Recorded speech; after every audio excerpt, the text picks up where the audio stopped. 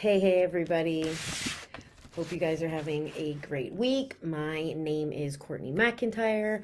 I am a certified pediatric sleep consultant and the founder of Sleep Little One Sleep Consulting. Um, so today I have a video for you today about sleep problems.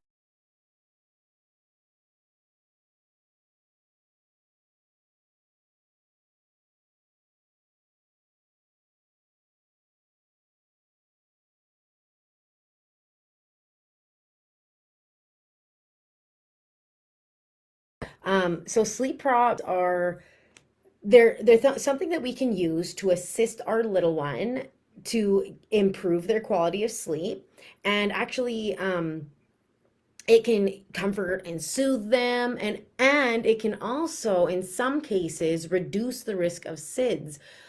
So obviously that's something that most parents can probably get behind, but whether you use a sleep prop in the end is totally your call. It's totally up to you whether you think your child needs to use one, whether you want them to use one or not. This video today will be given to help you make an informed choice so that you can decide if you want to use sleep props for your child. I personally can say that I've used sleep props with every one of my children, and they really helped improve their sleep, comfort them when they're sleeping, soothe them. So I do recommend them, but you don't have to use them. By all means, if you don't want to, you don't need to. Anyways, there are sleep props you can use from birth that are safe, and then there are some that you can't use until your little one is much older, usually around 12 months or older. It really depends on the age, but we do want to follow the AAP guidelines. Um, and that stands for the American Association of Pediatrics, pretty sure. Um, don't quote me on that. I might be getting two names confused there. And I do that often. So that is solely on me if I'm not getting it right. Anyways, the abbreviation for it is the AAP. So the AAP's guidelines is that there's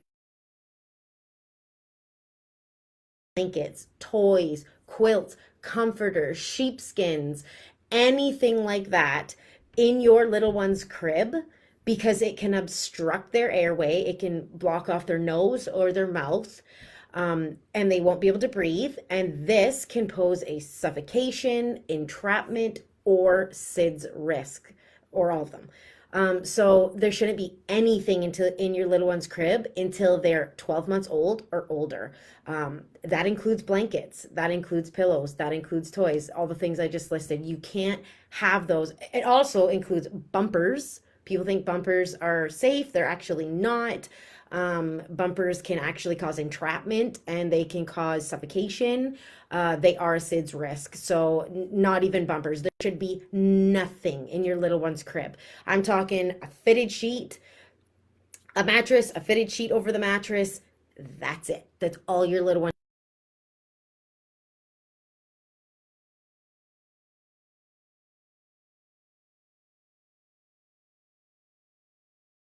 Uh, the the four most common sleep props that I'm going to recommend to you today. Let's talk about why they're helpful and when you can introduce them.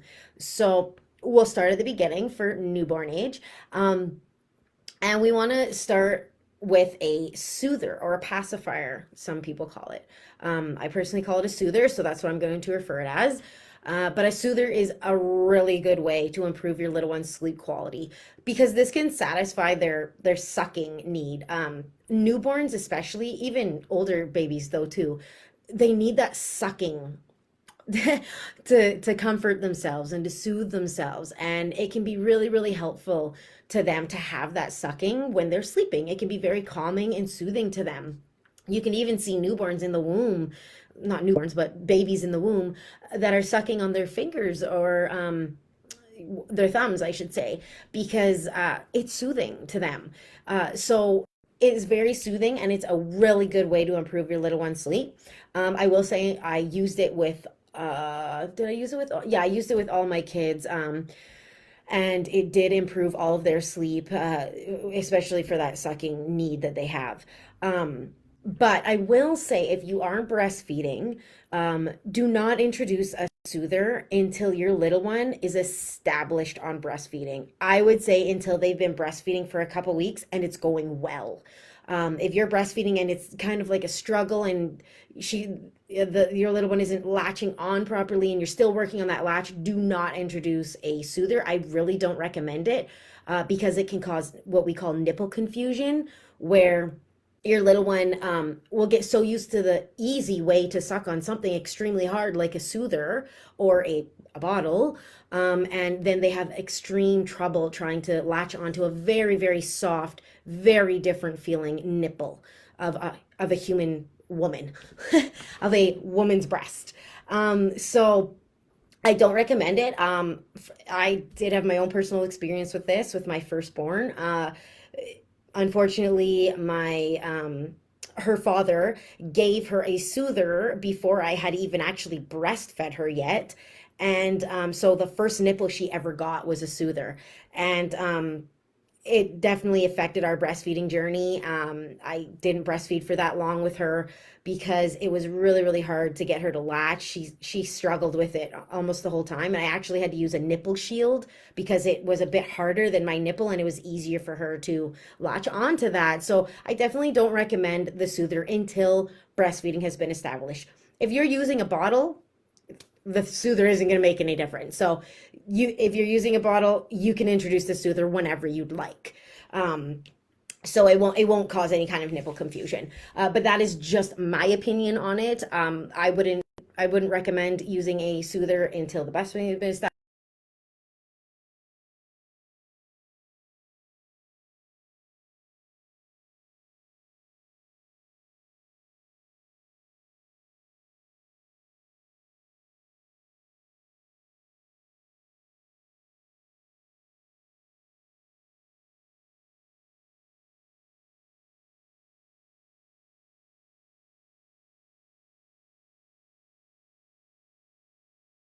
So again, we want to be following the AAP guidelines, and when it comes to not having any soft objects in the bed, that includes a blanket. Whoa, shocker, right?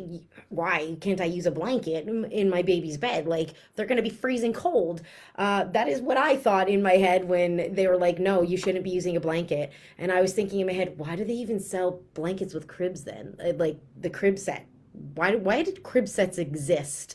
Point being, they shouldn't, because they're actually unsafe. They can cause suffocation. They can block your little one's airway so that they can't breathe. They can cover their mouth and their nose so that they can't breathe, and this can cause suffocation or SIDS. So you do not want to be using a blanket in your little one's crib.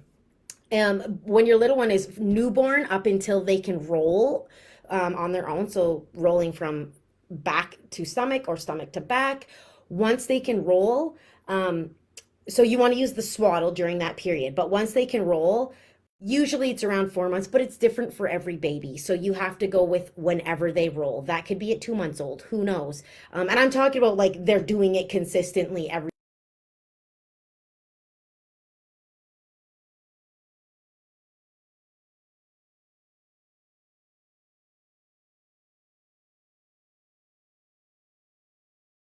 consistently. So stop when that happens using the swaddle. But the swaddle can be super helpful because it actually has your little one's hands. There's some that they have the hands like this, but the arms are not free with the swaddle. And that really recreates that womb like experience. It recreates them being squished in the little area of the belly. So it's very soothing actually and very comforting for them. Even if they do like struggle and start crying when you're trying to get it in it, them into it, trust me when I say they love it. They find it very soothing and comforting. So using the swaddle until they can roll over is a really great idea. And then once they've started to roll over, you can switch from a swaddle into a sleep sack. They are completely different things. The swaddle has the arms free, so the arms are free to do whatever they want, but the legs and the bottom part is still in a blanket. I will say that you want to make sure with the swaddle and the sleep sack that it is not tight around their hips. You don't want it tight around their hips. It can cause hip dysplasia and it actually isn't safe. So, any kind of swaddle or sleep sack that you find, make sure that it is not tight on their hips. It shouldn't be tight on their hips. It should be loose. Their hips should always be free to move.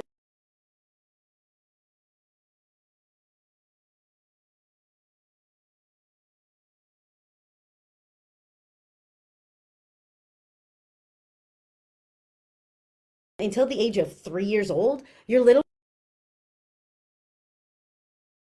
middle of the night. So they'll kick it off because they can be cold, especially in the early morning hours where it actually is the coldest. So that's another reason why you don't want to use a blanket and you want to get that sleep sack in there or swaddle. So the next sleep prop that I want to talk about is a lovey.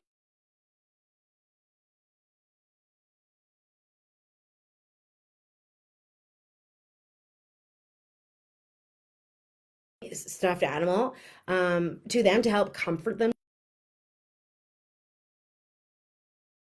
Little ones going through separation anxiety, because if they have that lovey with them and say they're having separation anxiety from you, they can find comfort in their lovey, and that can help them soothe them and have that closeness and comfort that they're seeking from you. But you can't really be laying with them every night. It's not attainable. I mean, if you want to, by all means, fly at her. But a lot of parents, they have other children to attend to. They have other things to do. They can't be sitting in bed with their baby all night. So, and I really don't recommend it, to be honest with you, because first of all, it's not safe, and second of all, you're creating a very difficult to break sleep habit. But to each their own. If you don't mind sleeping with your little one or letting them fall asleep next to you, then totally your call. Your child, your call. But I don't recommend it as a sleep consultant. But anyway, so the lovey can help with that. It can help with the separation anxiety. It can improve their sleep because they're feeling very comforted by it. For example, all my kids actually had loveys, and my son still carries his around, and actually my second daughter, she still has her lovey from when she was a newborn. Of course, I didn't have it in the bed with her at that time, but I gave it to her to get her used to it, and that is something that you can do as well. They latch onto them, they love them. That's why it's another.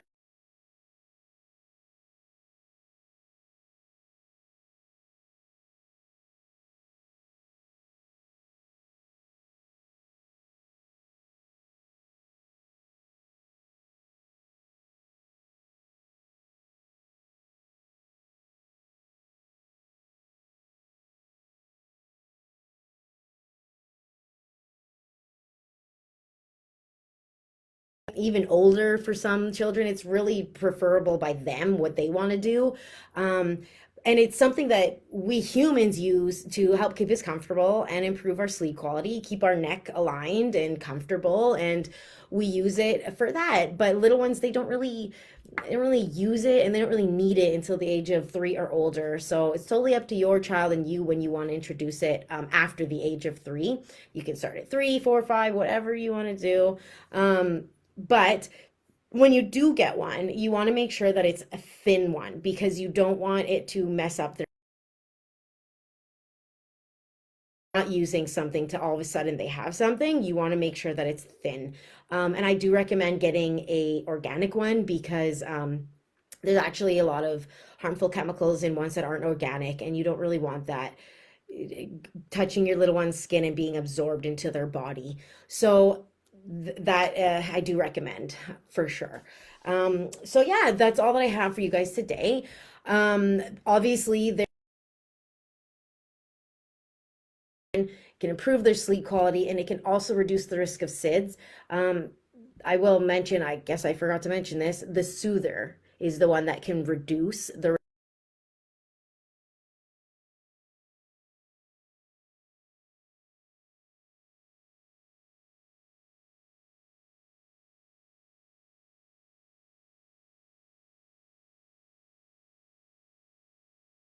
at the link in my description. Click on my webpage, click on the blog link, and you'll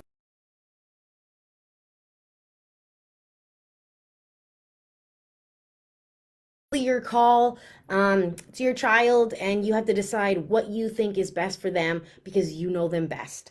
Anyways, that's all I have for you guys today. If you like this video, you would love my Facebook group called Sleep Little One. The link is in the description box. I give weekly tips and advice to exhausted parents like yourself looking to improve your little one's sleep. So I hope to see you there. But if you're looking for a more individualized one-on-one plan that's specific to your family, your baby, and what you need, then you can check out the packages I offer and contact me to get on the road to better sleep. And the link to that is my website, and it is also in the description box. Anyways, that's all I have for you guys today. I hope you have a great week, a great weekend, and I'll see you all later. Bye.